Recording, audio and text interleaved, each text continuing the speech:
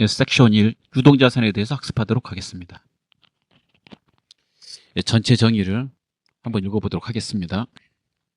사용에 제한이 없는 현금 및 현금성 자산, 기업의 정상적인 영업주기 내에 실현될 것으로 예상되거나 판매 목적 또는 소비 목적으로 보유하고 있는 재고자산, 단기 매매 목적으로 보유하는 자산, 그 외에 보고기간 종료로부터 1년 이내에 현금화 또는 실현될 것으로 예상되는 자산이다. 다만 정상적인 영업주기 내에 판매되거나 사용되는 재고자산과 회수되는 매출 채권 등은 보고기간 종료로부터 1년 이내에 실현되지 않더라도 유동자산으로 분류하고 그 금액을 주소로 기재한다. 또한 장기 미수금이나 투자자산에 속하는 매도가능증권 또는 만기 보유증권 등의 비유동자산 중 1년 이내에 실현되는 부분은 유동자산으로 분류한다. 이게 일반 기업 회계 기준의 유동자산의 정의가 되겠습니다. 하나씩 보도록 하겠습니다. 첫 번째, 당좌자산입니다. 당좌의 뜻은 현금화할 수 있는 이런 뜻입니다. 그래서 당좌자산은 현금화할 수 있는 자산이다. 이렇게 정의하시면 되겠습니다. 내용, 판매 과정을 거치지 않고 보고기간 종료로부터 1년 이내에 현금화할 수 있는 자산이다. 중요한 내용은 보고기간 종료로부터 1년 이내라는 거죠. 그래서 보고기간 말은 다른 말로 보고기간 말, 보고기간 종료일은 다른 말로 보고기간 말, 기말을 의미합니다. 통상적으로 우리가 기말이라고 하면 12월 31일을 말합니다. 그래서 보고기간 종료로부터 1년 이내에 현금화할 수 있는 자산을 당좌자산이라고 한다. 첫 번째, 현금 및 현금성 자산. 1번 현금, 2번 요구불예금, 당좌예금, 보통예금, 저축예금, 3번 현금성 자산. 이 세 가지를 현금 및 현금성 자산이라고 합니다. 이 현금 및 현금성 자산이라는 이름은 결산 시 제출용 재무상태표 작성할 때 외부로 제출하는, 외부로 보고하는 재무상태표를 작성할 때 쓰는 통합 계정입니다. 통합 명칭이죠. 그래서 그 보고서에는 현금, 요구불예금, 현금성 자산을 하나로 통합해서 표시합니다. 그러면 이 통합되어 있는 이 이름을 보면 이게 현금, 요구불예금, 현금성 자산을 한꺼번에 합쳐서 써놓은 거구나 이렇게 생각하시면 되겠죠. 첫 번째 현금은요, 계정 과목 이름인데 통화는 한국은행 돈을 말합니다. 지폐하고 동전. 그다음에 통화대용증권, 이 통화 대신 쓰는 걸 말해요.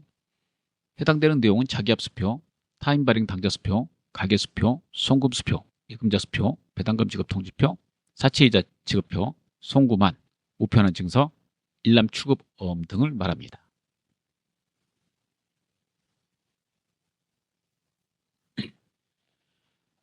여기서 중요한 거는요, 다 중요한데 다음 중 현금이 아닌 거 이렇게 물어볼 수 있거든요. 자, 이걸 다 가지고 있으면 회계 처리할 때 현금으로 회계 처리합니다. 자기압수표하고요, 타임 발행 당좌수표, 이거는 이론 실기에 동시에 냅니다. 통화는 실기 시험 낼 때 현금이라고 이렇게 써줘요. 타임 발행 당좌수표, 다른 회사의 당좌수표, 회사가 가지고 있을 때 현금이라고 합니다. 배당금 지급 통지표는 예전에 배당금을 이 통지표로 주고요, 이거 들고 은행에 가서 현금으로 받았습니다. 그래서 현금하고 똑같은 거죠. 사채이자 지급표도 마찬가지입니다. 회사에서 사채이자 지급표를 주면 이거 들고 은행에 가서 현금으로 이렇게 바꿔서 썼습니다. 그래서 현금하고 똑같은 거죠. 우편한 증서도 마찬가지고 이거 들고 우체국에 가면 현금으로 바꿔줬던 것들이죠. 현재 거의 사용되고 있지 않습니다. 일람 출급 어음은 어음 소지인이 어음을 제시하는 날이 지급일이 되는 어음이다. 그래서 언제든지 현금으로 바꿀 수 있는 어음을 일람 출급 어음이라고 합니다. 그래서 이런 것들을 회사가 가지고 있으면 현금으로 회계 처리합니다. 두 번째 계정 과목은 당좌예금, 보통예금, 두 개 알아보도록 하겠습니다. 당좌예금은 당좌수표를 발행할 목적으로 만든 예금 통장으로 회사가 당좌수표를 발행하면 당좌예금으로 회계 처리하고 통장에서 돈이 빠져나가기 때문에 결국에는 당좌예금의 감소로 처리합니다. 중요한 거는 앞에서 배웠던 타인 발행 당좌수표는 다르죠. 저거는 이제 다른 회사가 발행한 당좌수표이기 때문에 당좌수표 소지는 그거 받았을 때 현금으로 처리하는 거죠. 현금의 증가로 처리한다. 보통 예금은 입출금이 자유로운 예금 통장입니다. 당좌예금은 일반적으로 회사에서 당좌수표나 어음을 발행할 목적으로 만드는 통장입니다. 무이자 통장이고요. 보통 예금은 일반적으로 회사에서 물건 대금을 받고 그다음에 주기 위해서 만든 입출금이 자유로운 예금 통장입니다. 둘의 차이는 보통 예금 통장은 이자가 좀 있는데 당좌예금 통장은 이자가 없고 그다음에 나머지 차이는 제가 말한 대로 수표나 어음을 쓰고 싶을 때는 은행에다 당좌예금 통장을 개설하고 쓰게 됩니다. 자, 여기서 이제 1년 또 한 번 더 설명해 볼게요. 이쪽 기적의 팁 한번 봐주십시오. 보통 이제 1년 이내에 이렇게 말하면 회계에서는요, 보고기간 종료일, 즉 보고기간 말 기말을 기준으로 이제 말하는 것이기 때문에 다음 연도 말까지가 1년이라는 것을 알아두셔야 되겠습니다. 즉 우리 거 보고서 보는 사람, 우리 이해 관계자가 보겠죠. 그 사람 입장에서 1년 이내라면 언제일까요? 그 보고서 딱 보는 날부터 그 날짜, 거기 써져 있는 날짜 기준으로 1년을 보겠죠. 그래서 회계에서는 그 1년이 거래 시작일부터 1년이 아니라 보고 기간 말로부터 1년을 따진다는 거 알아두시기 바랍니다. 자, 현금성 자산을 보도록 하겠습니다. 현금성 자산은 큰 거래 비용 없이 현금으로 전환이 용이하고 이자율 변동에 따른 가치 변동의 위험이 경미한 금융상품으로서 취득 당시 만기가 3개월 이내에 도래하는 것을 말합니다. 제일 중요한 거는 얘는 기간을 계산할 때 취득일부터 계산한다는 거죠. 3개월 이내짜리 그러한 금융상품을 현금성 자산이라고 합니다. 현금하고 똑같다라고 그래서 현금성 자산 이렇게 이제 말을 하는 거죠. 우리가 1년 이내에 이렇게 말할 때는 보고기간 말부터 이렇게 따지는 거지만 3개월 이내에 현금성 자산에서 말하는 거는 취득일부터 따지는 것이기 때문에 둘의 차이를 좀 기억하셔야 되겠습니다. 이게 세 개의 자산이 있으면 결산 시에 외부용 보고서 작성할 때 이 통합된 이름으로 합쳐서 작성합니다. 그래서 이 이름도 알아두셔야 돼요. 회계 처리는 각각의 이름으로 처리해요. 현금, 당좌예금, 보통예금, 현금성 자산으로 장부에다가 이렇게 회계 처리합니다. 그래서 우리가 공부할 때는 저 계정으로 외우셔야 되겠습니다. 예제를 보겠습니다. 나라 상사의 제품 10만 원어치를 매출하고 대금은 동사 발행 당좌수표로 받았다. 그래서 제일 중요한 건 이제 이거겠죠. 동사는 나라 상사를 말해요. 같을 동자니까 동사라고 나오면 따라서 다른 회사를 말하겠죠. 다른 회사 당좌수표 받으면 현금이라고 그랬죠. 그래서 그 수표 보관하시고 현금 장부에 이렇게 쓰시면 되겠습니다. 자변의 현금, 자산의 증가죠. 제품 10만 원어치 팔았으니까 그 수익이니까 대변의 수익의 발생, 제품 매출을 쓰게 됩니다. 분계 공부는 계속 앞에서 공부한 대로 거래의 8요소하고 계정 과목 잘 유의해서 연습하시면 되겠습니다. 두 번째, 단기 투자 자산.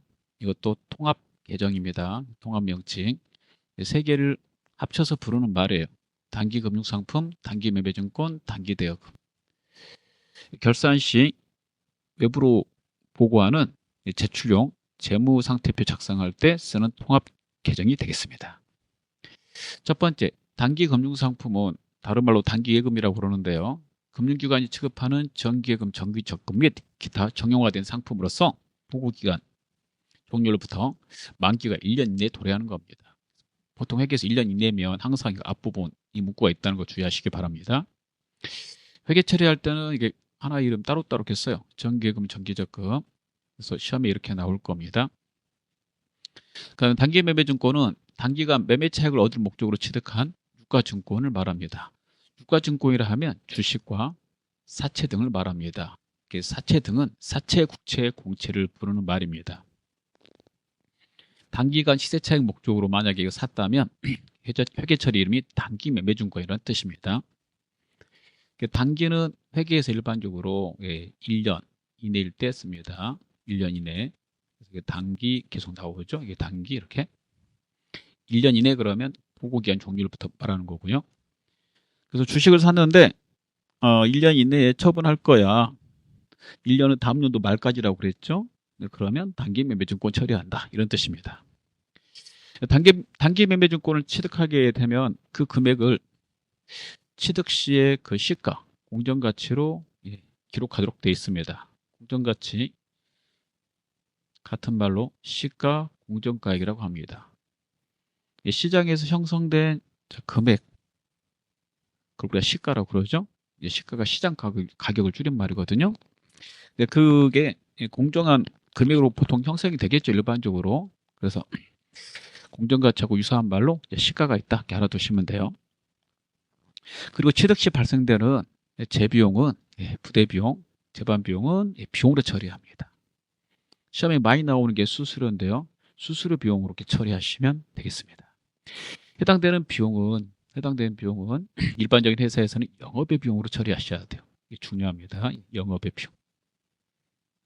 프로그램 사용하실 때는 영업의 비용의 수수료 비용을 고르셔야 됩니다. 그래서 비금융권이라고 되어 있죠.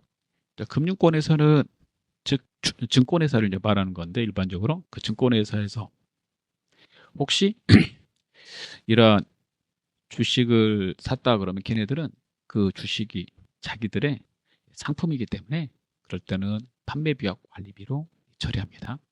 비용으로 처리하는 건 둘 다 똑같죠.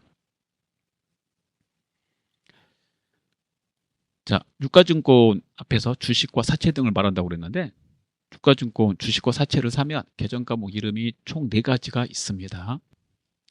그 중에서 첫 번째 단기 매매증권은 방금 말한 대로 단기간 매매 차익을 얻을 목적으로 단기는 1년 이내라고 그랬죠. 주식이나 사채 등을 샀을 때 말하는 거고요. 주식을 다른 말로 여러분 지분증권이라고 그래요. 알아두셔야 되고 그 다음에 사채, 국채, 공채 등을 채무증권이라고 그럽니다. 1년 이내에 혹시 매매 차익 목적으로 샀다 그러면 단기 매매증권 이렇게 되면 당좌자산으로 분류합니다. 우리가 당좌자산 공부하고 있죠.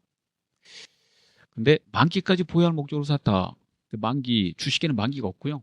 사채, 국채, 공채 등이 만기가 있어요. 사채 등이 만기가 있는데 보통 통상적으로 만기는 사채 등이 1년 이상이거든요.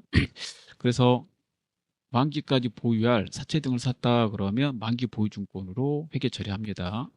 만기 보유증권으로 회계 처리하게 되면 투자자산으로 분류합니다.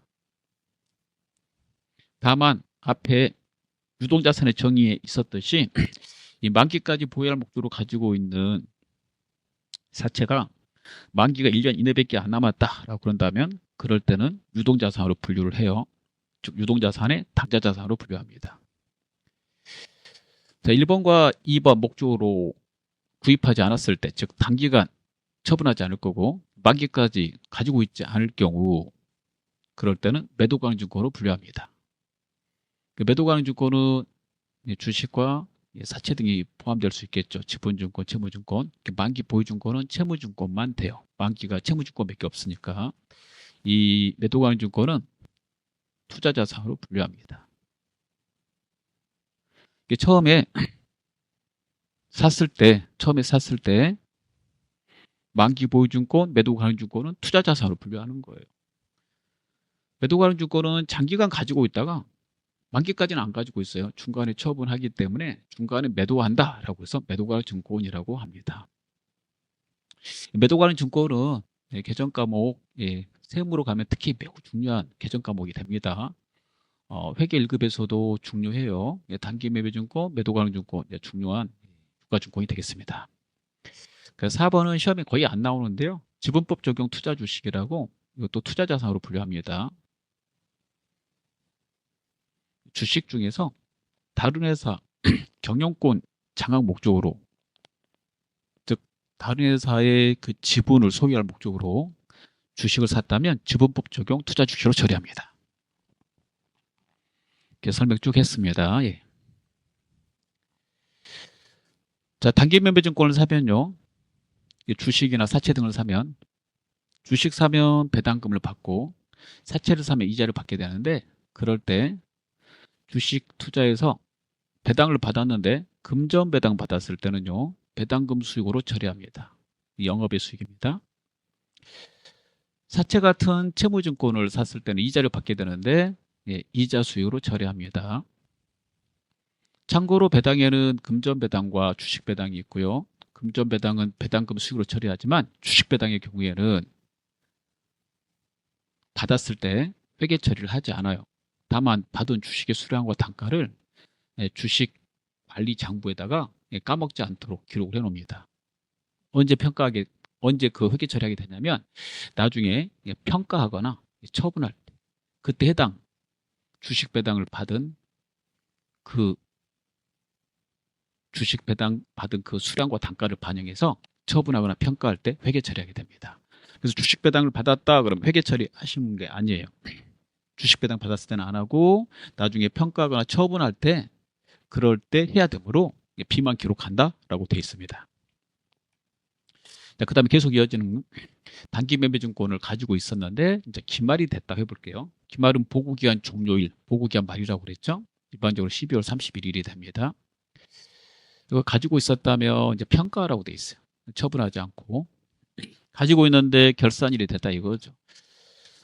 평가는 어떻게 하냐면 가지고 있는 그 장부 금액과 그다음에 기말 현재, 결산일 현재, 공정가치 두 개를 비교해서 장부 금액보다 공정가치가 올랐다면 단기 매매증권 평가 이익으로, 떨어졌다면 단기 매매증권 평가 손실로 영업의 수익, 영업의 비용, 영업의 손익으로 처리하게 됩니다. 특별한 경우가 아니면 평가이익과 평가손실, 다른 회사의 주식을 가지고 있으면 어떤 건 평가이익이 발생되고 어떤 건 평가손실이 발생되는데 서로 상기하지 않고 각각 총액으로 기록하라고 되어 있고요.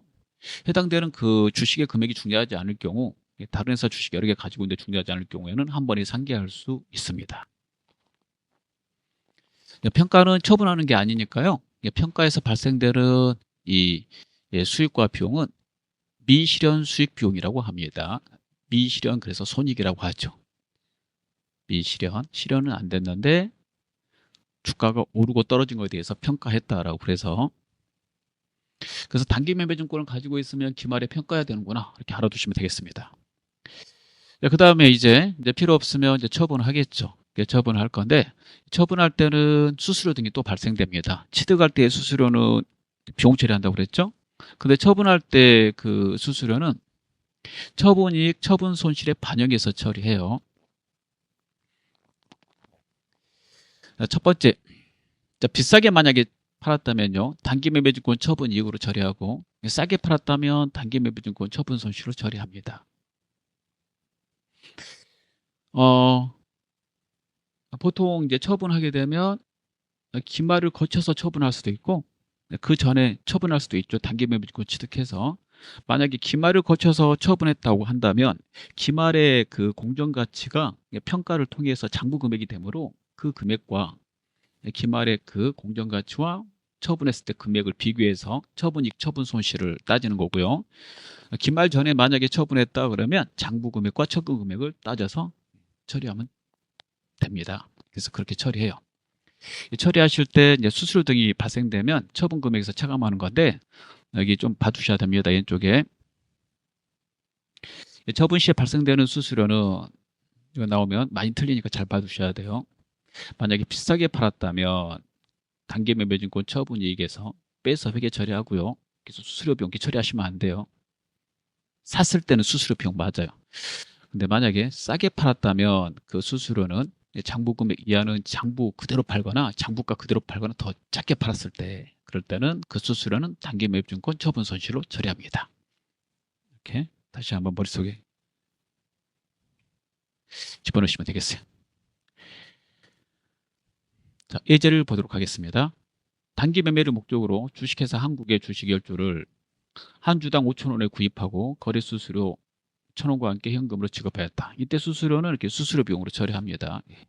근데 처분했을 때는 이렇게 안 하고 이렇게 한다는 거 꼭 알아두셔야 되겠습니다. 두 번째 단기 대여금은요. 예, 돈을 대여했는데 예, 회수기일이 1년 이내에 도래해야 할 때입니다. 보시고 넘어가면 되겠습니다. 자, 매출채권으로 넘어가겠습니다. 매출채권도 통합 계정입니다. 결산시 보고서 작성할 때 제출용, 외부용 보고서는 이렇게 통합해서 표시하는데요. 두 개 계정을 통합하고자 할 때 씁니다. 매출하고 받을 돈이니까 매출하고 받을 돈, 상품 제품 판 걸 말해요. 두 가지밖에 없어요. 외상 매출금 받으러. 상품 제품을 외상으로 팔고 약정서 썼다 그러면 그때 외상은 외상 매출금으로 회계 처리합니다. 물론 당좌자산이니까 1년 내 회수가 돼야 되겠죠. 받으러은 그 어음의 만기가 1년 이내일 때 어음을 받았는데 상품 제품 팔고 상품 제품 파는 것을 일반적인 상거래라고 그래요. 상품 제품은 재고자산이죠. 재고자산 팔고 받아야 될 돈. 재고자산 팔면 우리가 매출로 처리하거든요. 매출하고 받아야 될 돈이다. 그래서 매출채권이라고 합니다. 받을 때 가끔씩 선일자 수표, 당좌 수표 받았다 이렇게 나올 수 있는데요. 당좌 수표 받으면 물건 팔고 받으면 현금이지만 그 당좌 수표가 미래 날짜로 발행된 수표가 있어요. 그런 거는 당좌 일반 당좌 수표처럼 회계 처리하지 않고 이런 걸 이제 선일자 수표라고 그래서 발행일이 미래 날짜니까 당좌 수표를 발행한 날부터 원래 이제 현금으로 바꿀 수 있는데 미래 날짜로 발행됐으니까 그날까지 기다려야 되거든요. 이런 경우에는 그 수표는 상품 제품 파면 받으러 그렇지 않으면 미수금으로 처리한다. 그런 내용이 되겠습니다. 그 다음 외상배출금은요. 외상배출금 계산하는 게 잘 나와요. 그래서 외상배출금 계산하는 거 1호 문제 잘 나온 거 꼭 알아두시기 바랍니다. 외상배출금 계산이 이렇습니다. 기초 외상배출금 잔액 작년에 회수 못한 외상배출금 2월 돼서 넘어온 거 그 잔액에다가 단기 외상으로 판 거에서 외상배출금 회수액 빼고 그다음 외상으로 팔았는데 물건 해자로 반품되거나 깎아준 거, 그다음에 약정에 따라 깎아준 건 빼고요. 그다음에 물건 팔았는데 거래처가 파산 등으로 인해서 거래처에서 무슨 일이 생겨가지고 파산돼가지고 또는 뭐 사장님이 사망되거나 그런 걸 이제 대손이라고 그러는데 그래서 못 받게 된 금액, 그걸 대손 처리된 금액이라고 그래요. 자, 그거 뺀 금액이 기말 외상 매출금 잔액이 됩니다. 꼭 알아두셔야 되겠습니다. 계산하라고 나옵니다. 자, 어음의 배설을 보겠습니다. 자, 어음. 요즘에 그 종이로 된 어음은 거의 쓰지 않고요. 전자어음 쓰고 있는데 종이로 된 어음은 우리가 흔히 약속어음이라고 그래요. 어음 표면에 약속어음 돼 있으니까 이 약속어음이든 이제 전자어음이든 간에 약속어음이든 전자어음이든 간에 해당되는 어음을 상품 제품 팔고 받았다.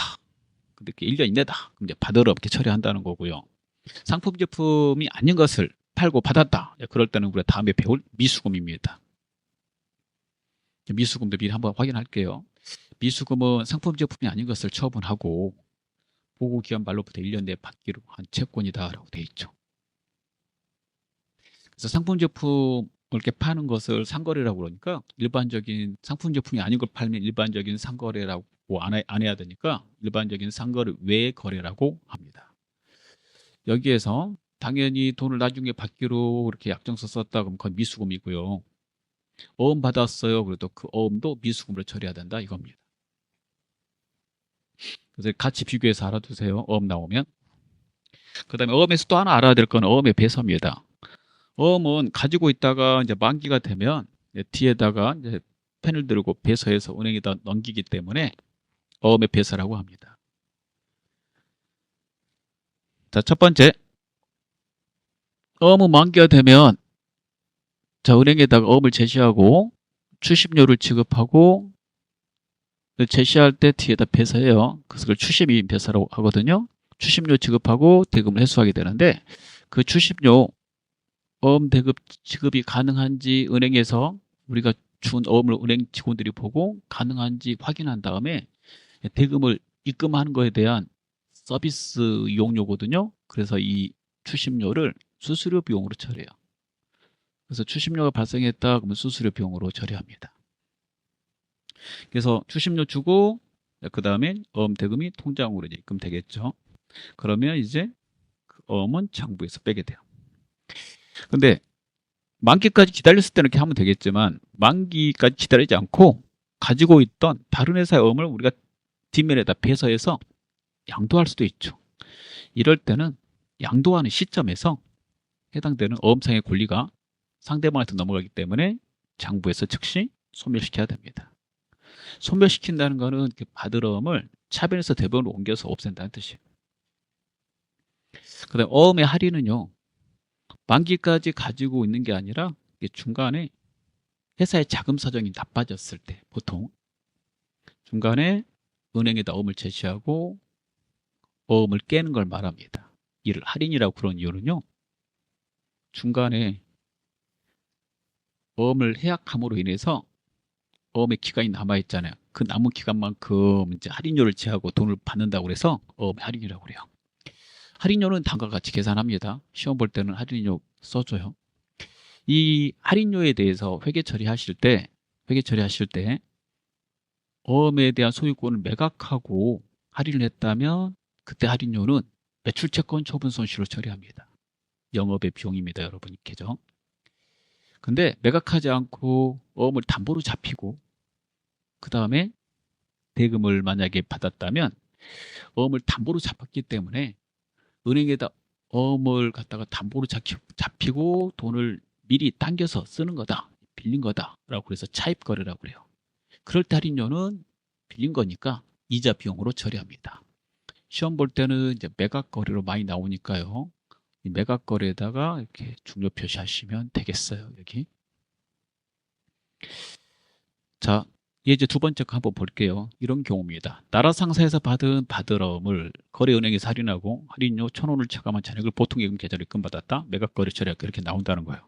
매각거래 처리하라는 말은 어음의 소유권을 은행에다 넘겼기 때문에 즉시 어음을 대변으로 이렇게 빼서 우리 장부에서 빼가지고 없애버리시고요. 이게 자산의 감소죠. 자산에서 이제 빼는 겁니다. 그리고 이제 할인료를 이거 써야 된다는 거죠. 매출채권 처분 손실로. 비용이니까 차변에 쓰는 거죠. 영업의 비용, 그다음 받은 돈 이렇게 된다는 겁니다. 그 다음에 미수금 아까 말했고요. 선급금 보도록 하겠습니다. 나머지 당좌자산입니다. 선급금은 물건을 우리가 구입하기로 하고 미리 준 계약금 등을 선급금이라고 합니다. 이 선급금은 물건하고 관계되는 계약금이죠. 자, 그래서 왜 자산이 되냐라고 그런다면 나중에 물건을 받을 권리를 가지고 있으니까 자산이 됩니다. 자산이라면 재화와 채권인데 선급금은 채권에 해당이 되죠. 미수금도 채권이고 외상배출금 채권, 받을어음도 채권입니다. 자, 이 계정은요, 해당되는 물건을 나중에 받으면 사라집니다. 받을 권리가 이제 물건을 받으면 사라지기 때문에 그때까지 그래서 쓴다고 그래서 임시 계정이라고 그럽니다. 그래서 우리가 계약금을 지급했다라고 이제 그러면요, 이렇게 선급금으로 처리하는 거예요. 그래서 온재료 10만 원어치를 매입하기로 하고 계약금 10%를 당좌수표로 발행해서 지급했다 그러면 온재료는 아직 받지 않았으니까 회계 처리하면 안 되고요. 계약금 이거 준 거는 회계 처리하셔야 되겠죠. 이럴 때 선급금 차변에 쓰셔야 되고, 이게 나중에 물건을 받을 권리니까 자산이거든요. 채권이 생겼으니까 자산의 증가 이렇게 되는 거죠. 그리고 당좌수표 발행하면 여러분 당좌이익 처리합니다. 그 다음에 미수 수입과 선급 비용은요, 주로 결산 시에 씁니다. 평상시에 거의 쓰지 않아요. 그래서 주로 결산 시에 사용한다. 이렇게 알아두시면 되겠어요. 결산 부분 할 때 다시 설명하겠지만 미수 수익부터 하나씩 일단 설명해 보겠습니다. 단계에 속하는 수익 중에서 미수된 금액으로 보고기한 말까지 발생할 수익을 예상한 금액으로 보고기한 말에 현재 미수된 금액을 말한다. 예를 들어서 간단하게 설명을 해보겠습니다. 정기예금 통장 또는 단기대여금 이런 거 7월 1일자로 통장에다 돈을 1억을 넣었어요. 이렇게. 자, 그러면 이자를 받게 되겠죠. 그 이자는 1년 후에 120을 받기로 했다고 해보겠습니다. 120만 원. 1년 후에. 자, 그럼 1년 후라는 말은 7월 1일부터 12월 30일 가운데 결산일 끼고 다음 년도 6월 30일이 되겠죠. 그러니까 이날 받는 거예요. 근데 이자 계산은 7월 1일부터 시작되잖아요. 7월 1일부터 시작되는데 가운데 결산이 껴 있는 겁니다. 이 결산이.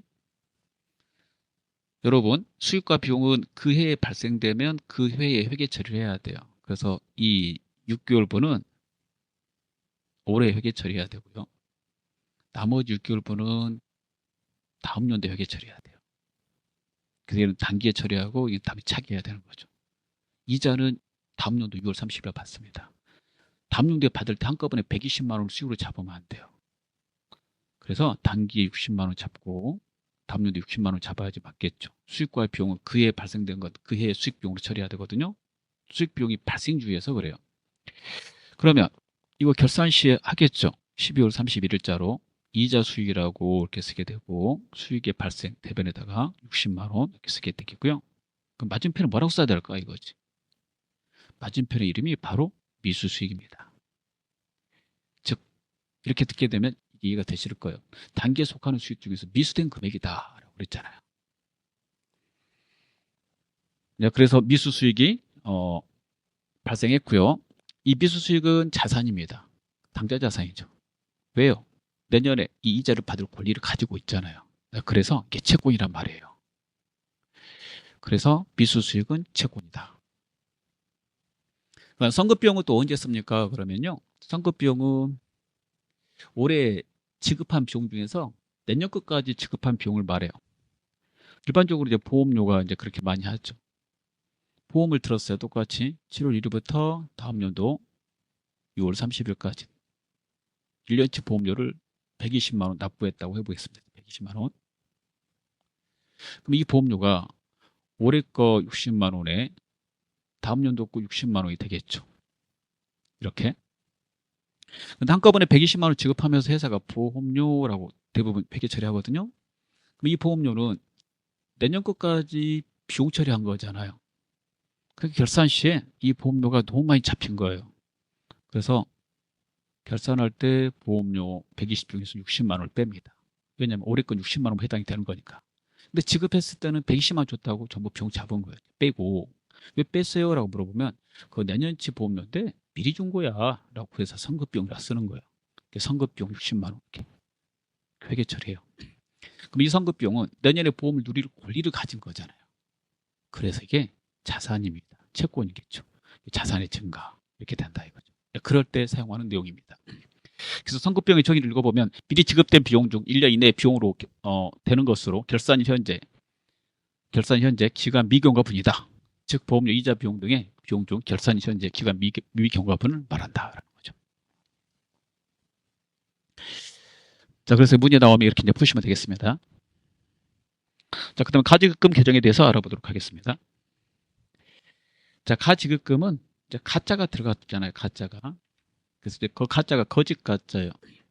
정확하게 얼마 쓸지는 몰라요. 근데 돈은 필요해요. 그래서 어림잡아 준 돈이 가지급금이 되겠습니다. 어림잡아 준 거는 돈을 주긴 줬잖아요. 그래서 대여금 성격이 있으므로 자산에 속해요. 정확하게 어디에 얼마 쓸지를 모를 때 돈을 줬는데 그럴 때 가지급금으로 처리합니다. 나중에 그 계정 과목이나 금액이 확정되면 해당되는 계정은 그 계정으로 대체되게 됩니다. 주로 이럴 때 많이 쓰죠. 출장을 갔는데 당일 출장이 아니라 이렇게 장기 출장 갔을 때. 또 하나는 대표이사가 임의적인 목적으로 돈을 썼을 때, 그럴 때 주로 가지급금 씁니다. A씨 보면요, 2박 3일로 제주 출장 갔어요. 그럼 출장비 줘야 될 거 아니에요. 근데 얼마 쓸지를 모르죠. 그럴 때 가지급금 쓴다 이런 말이에요. 근데 당일 출장은 그날 갔다 그날 돌아오는 거 아니에요? 여러분 회계처리에 다니는 하루거든요. 그럼 그날 그 금액이 밝혀져요. 그래서 그럴 때는 즉시 여비교통비로 하는 거지만 이런 식으로 이렇게 장기 출장 가면 가지급금을 쓴다. 그럼 언제 이거 없어질까요? 그러면 출장 갔다 돌아오면 없어지겠죠. 그래서 이게 없어지잖아요. 이게 두 번째 거 보면 여비교통비로 하고 가지급금 사라진 거 알 수 있습니다. 자, 그 다음에 선납세금 보겠습니다. 선납세금은 우리 전산회계 1급 하고 있는 거거든요. 예, 우리 회사가 법인입니다. 우리 법인이 이자 받을 때 세금 떼고 받아요. 자, 그럴 때 그 세금 온천징수된 세금이라고 그럽니다. 법인에 대해서 온천징수된 그 이자에 대한 세금하고, 그다음에 법인은 중간에 세금을 내는데 8월로 내거든요. 그 세금이 올해 소득에 대해서, 올해 법인 소득에 대해서 이제 미리 내는 세금이에요. 법인세는 원래 다음 연도에 내는 건데 이렇게 미리 내라고 하고 있습니다. 세법에서. 그렇게 미리 낸 이 법인세하고, 그다음 이자 받을 때 이렇게 세금 떼고 받은 거, 그럼 그 뗀 세금은 미리 낸 세금이라고 해서 선납세금으로 처리하고요. 자산 처리합니다. 왜 자산이 되냐면 이 낸 세금은 다음 연도 법인세 신고할 때 안 내도 되잖아요. 이거 미리 냈기 때문에 내지 않을 권리를 가지게 된 거죠. 그래서 자산 처리한다. 이 개정 언제 없어지냐면 결산 시에 이제 법인세 정리하면서 사라지게 됩니다. 이거 외에도 또 부가세 대급금이라는 것도 있어요. 전산회계 1급을 공부하면 이제 부가세까지가 시험법에 포함돼서 부가세가 나오게 되는데, 물건을 사실 때 부가세 포함해서 사거든요. 그 부가세는 우리가 사업상 그 물건이 필요해서 산 거다 그러면 부가세 신고할 때 빼줍니다. 그래서 그 부가세를 그래서 부가세 대급금으로 처리하고, 나중에 부가세 신고하면 돌려받을 돈이기 때문에 자산 처리해요. 그럴 때 쓰는 계정이 부가세 대급금이 되겠습니다. 그래서 부가세 대급금도 당좌자산입니다. 그 다음 전도금, 소액현금을 보도록 하겠습니다. 전도금, 다른 말로 소액현금이라고 그러는데요. 부서가 많고, 그 다음 현장 사무소가 많고, 대리점이 많은 그런 회사에서 주로 사용하는 계정입니다. 실무상에서 주로 쓰는 거고, 시험 볼 때는 거의 내지 않습니다. 보통 이제 부서, 공장, 대리점이 많을 경우에는 해당되는 부서에서 또는 공장이나 대리점에서 돈이 필요할 때마다 돈 달라고 이렇게 서류 보내고, 그다음에 돈을 받고 하면 시간이 오래 걸리기 때문에 미리 쓸 돈을 미리 줘요. 그 쓸 돈이라는 게 뭐 물건을 많이 사거나 그런 게 아니라 그 업무를 보기 위해서 반드시 필요한 소액의 현금들입니다. 자, 그런 것들은 이제 미리 주고 해야지 업무 보는데 일이 원활하게 돌아가겠죠.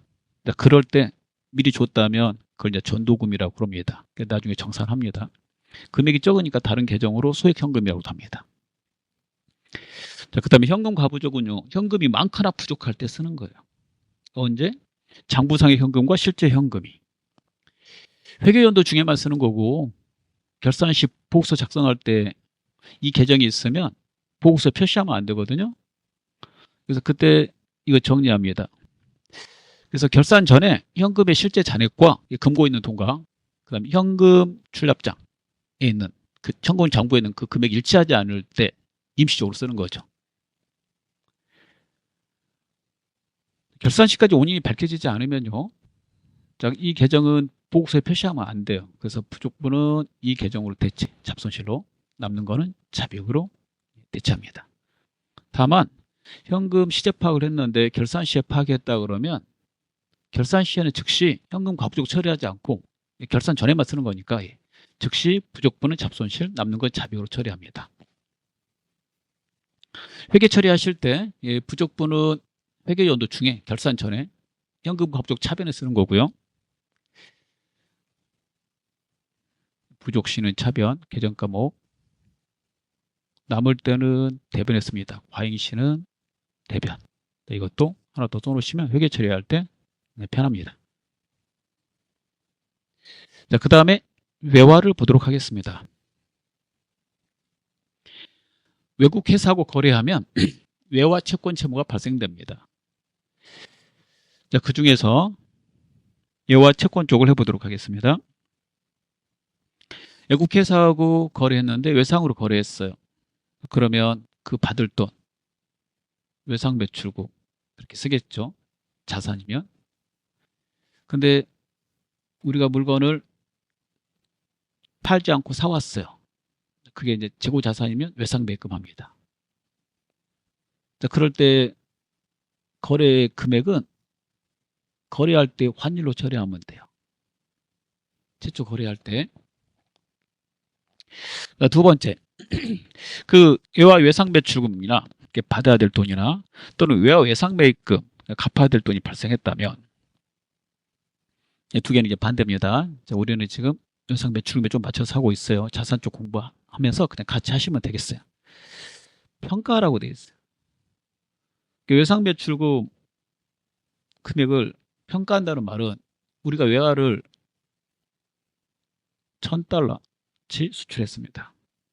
그러면은 수출할 당시에 환율로 해서 외상 매출금 또는 외화 외상 매출금이라고 회계 처리해야 되거든요. 그때는 회계 처리는 자국의 통화로 해야 되니까 우리나라 통화로 하겠죠. 그게 달러당 1,000원이었다. 하면 그 받을 돈은 100만 원 이렇게 써놔야 돼요. 근데 결산일 보니까 환율이 올랐어요. 1,200원으로. 그러면 이걸 평가라고 하고 있어요. 그래서 그 200원 만약에 올랐어요. 그러면 받아들 입장에서 오르면 좋은 거거든요. 그럴 때 그 계정 과목 외화 환산이익으로.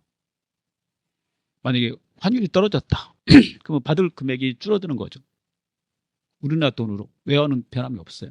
우리나라 돈으로 회계 처리해야 되니까 자국의 통화를 하라고 되어 있거든요. 그럴 때는 외화 환산 손실로 합니다. 부채 쪽도 마찬가지예요, 여러분. 한꺼번에 공부하는 거. 그래서 외화 받을 거나 외화 갚을 게 있으면 결산 시에 평가를 꼭 해야 된다.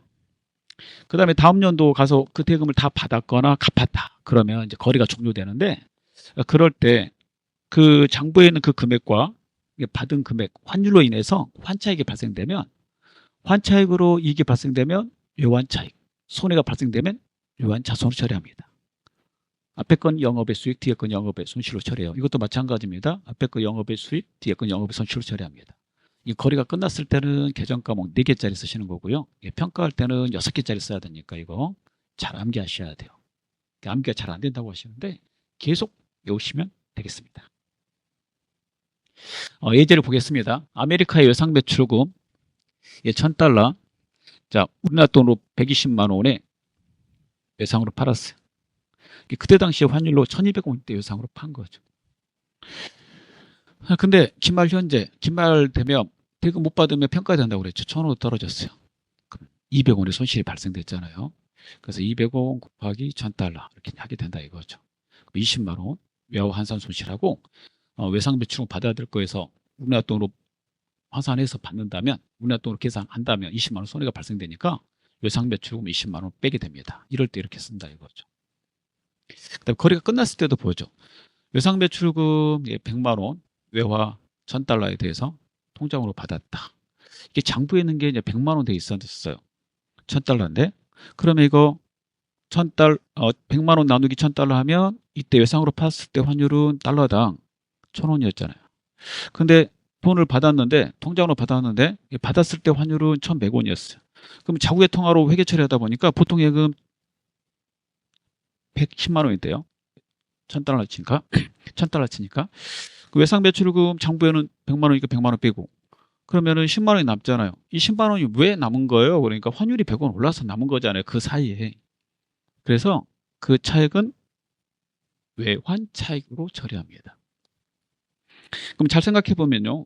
이걸 외화 받아야 될 돈이 결산 전에 만약에 외상으로 팔고 그래서 그 환율로 써놨어요. 결산 전에. 그 다음에 결산 전에 받았다 그러면 팔았을 때하고 받았을 때 그 환율 차이만큼 외환 차익, 외환 차손 하시면 되고 팔았는데 기말을 지나서 다음 연도에 받게 됐다 그러면 처음에 금액은 팔았을 때 환율로 처리하시고 결산 시 한번 평가를 합니다. 기말에. 그 다음 연도에 외환 차익, 외환 차손은 기말의 금액과 받았을 때 금액으로 또 하셔야 된다는 거죠. 왜냐하면 기말을 통해서 다음 연도로 받게 된다면 기말에 한번 평가하잖아요. 그 금액이 장부 금액이 돼요. 평가를 하게 되기 때문에 그 금액과 받는 날의 금액을 비교해서 마지막에 외환 차익, 외환 차손하는 거예요. 그래서 끝날 때는 외환 차익, 외환 차손하는구나 이렇게 하시면 되겠어요. 그런데 거래에서 보면 외화 애국회사한테 물건을 팔고 그 다음에 기말 전에 받을 수도 있고 기말 지나서 받을 수도 있잖아요. 근데 만약에 기말 전에 받았다면 처음에 팔았을 때하고 받았을 때 환율로 외환 차익, 외환 차손 쓰시면 되는데 기말 지나서 받게 되면 중간에 한번 평가해야 된다 이거예요. 그 평가할 때 이걸로 쓴다는 거죠. 외화 환산이익, 외화 환산 손실. 그리고 이걸로 처리하게 되면 이제 금액이 이제 변동이 되겠죠. 장부 금액이 이 금액만큼 받아야 될 돈이 이제 플러스 마이너스 되니까 앞에 여기 이것처럼. 그러면 다음에 돈을 회수할 때 그 외상 매출금 그 기말의 최종 장부 금액과 다음 연도에 받아야 될 금액 그걸로 해서 최종 요약 거래를 종료하는 회계 처리하셔야 된다. 그런 내용이 되겠습니다. 주의해서 회계 처리하면 되겠죠. 자, 그 다음에 마지막 대손을 보도록 하겠습니다. 대손은요, 거래처의 파산, 폐업, 행방불명, 사장의 행방불명입니다.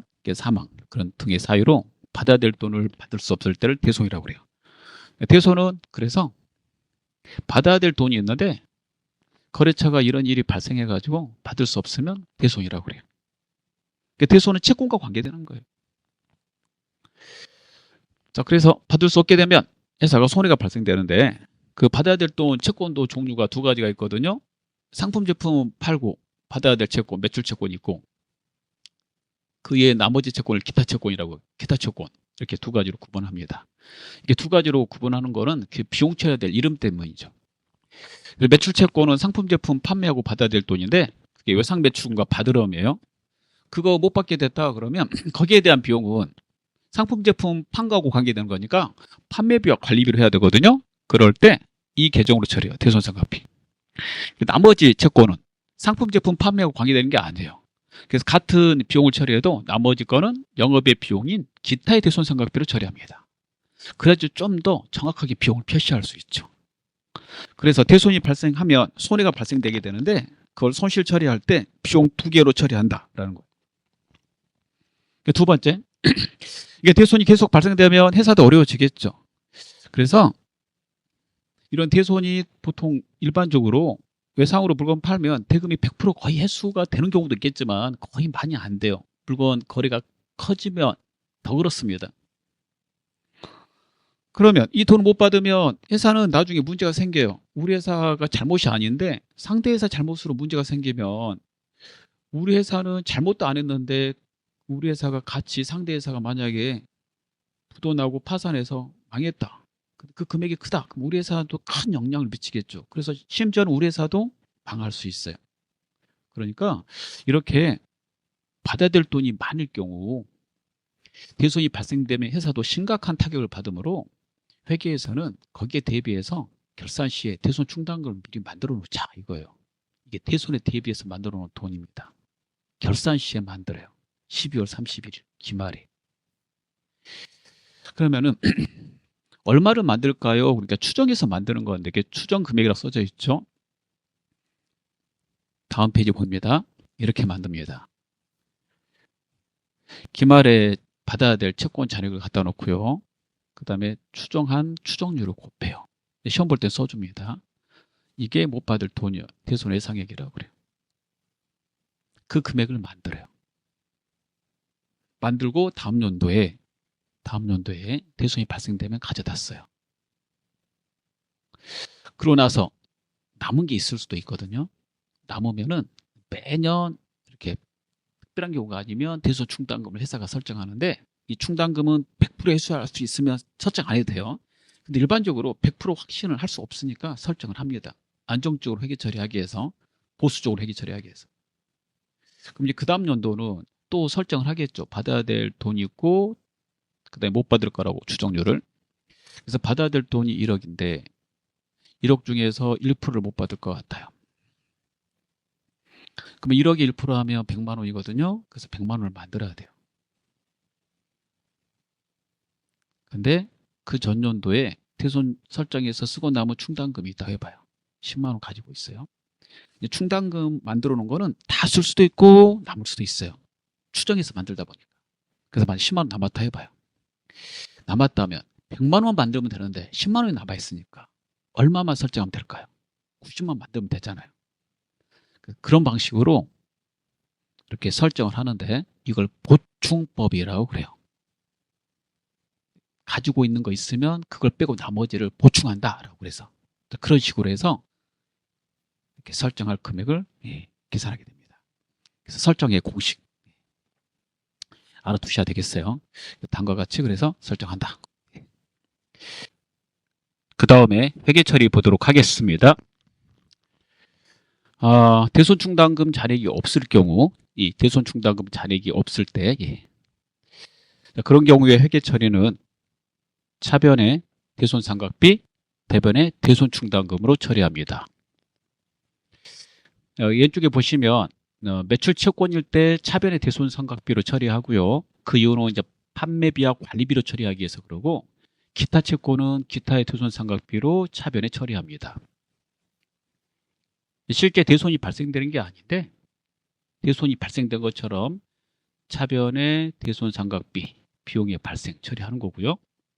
대변의 대손충당금은 이거 자산이거든요. 대변이니까 자산의 감소입니다. 잔액이 없으니까 전액을 처리하겠죠. 예상액 전액을 하는 거고, 만약에 잔액이 있다면 그 잔액을 뺀 거, 예를 들어서 100만 원 만들 건데 10만 원이 남아 있다. 그럼 이제 빼면 이제 90이잖아요. 그럴 때 이제 90 회계 처리 두 개 이제 똑같은 거예요. 그럼 여기서 대손이 발생 안 됐는데 왜 비용 처리합니까? 라고 물어볼 수 있는데요. 이 해당되는 채권이 올해 매출에 대해서 발생된 채권이죠. 그럼 올해 수익 처리했을 거 아니에요? 상품 매출, 제품 매출로. 그 매출 내기에서 발생된 비용은 매출이 있는 해에 비용 처리해야 된다라고 돼 있어요. 그래서 실제 대손이 발생되지 않았지만 충당금을 만들 때 비용으로 처리하는 거고요. 그 다음에 이 해당되는 충당금은 그만큼 못 받을 거니까 자산에서 감소를 해야 돼요.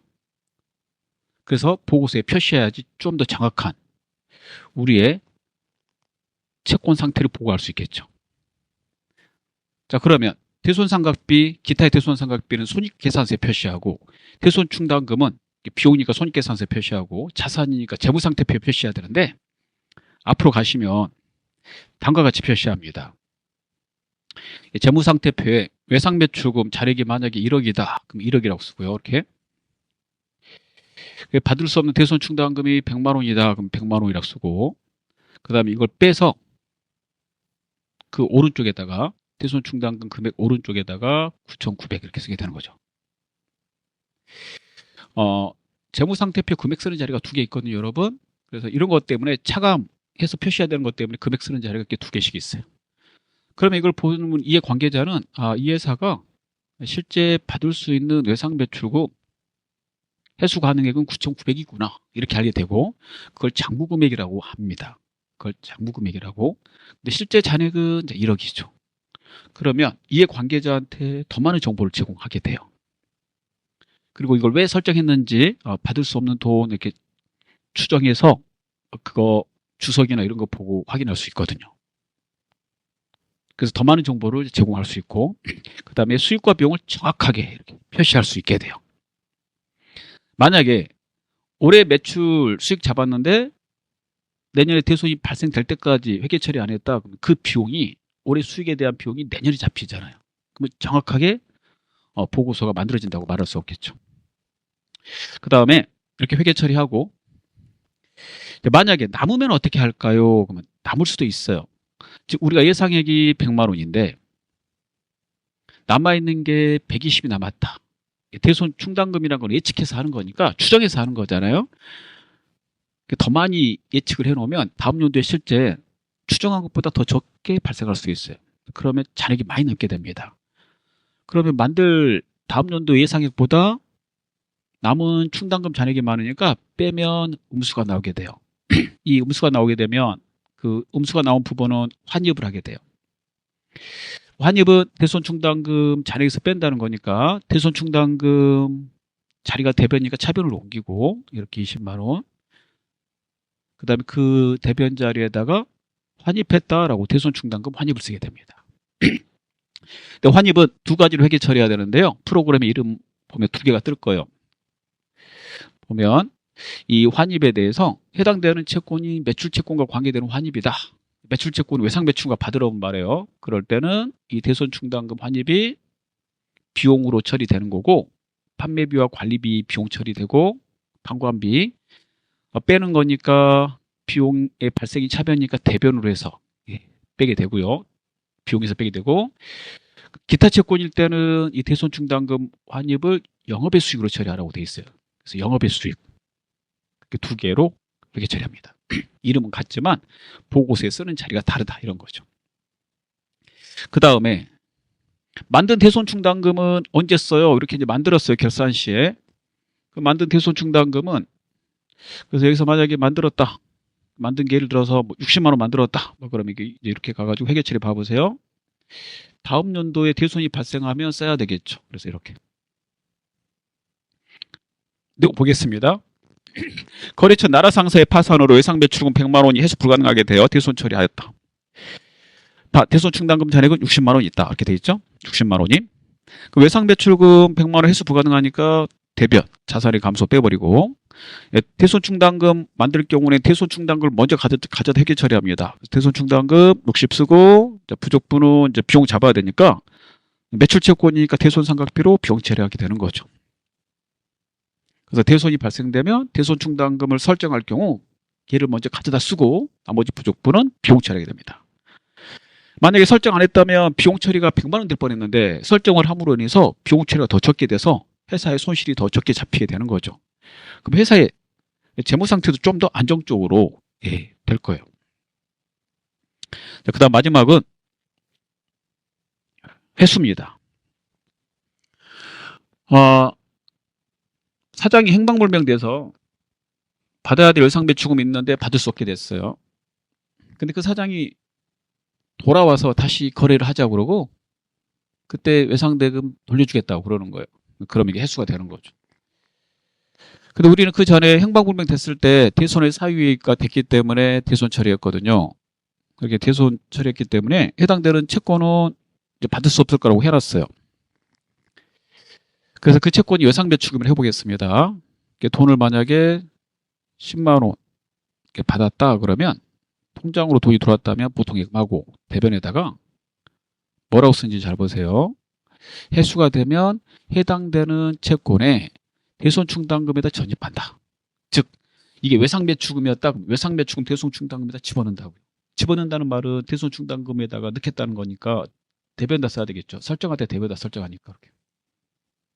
왜 이렇게 하냐면 매년 대손충당금을 설정하잖아요. 그래서 만약에 회수된다면 대손충당금 계정에다 전입을 해서 그 해에 결산 시에 대손충당금 설정할 때 더 적게 설정하면 된다. 회수된 금액이 있으니까. 그렇게 하자는 거죠. 그래서 회수가 되면 대변에 대손충당금 써야 된다는 거. 이게 제가 별표하는 자리 잘 보이죠? 예, 이렇게. 중요한 내용이 되겠습니다. 마지막 거. 자, 여기까지 하도록 하겠습니다. 수업을 마치겠습니다. 감사합니다.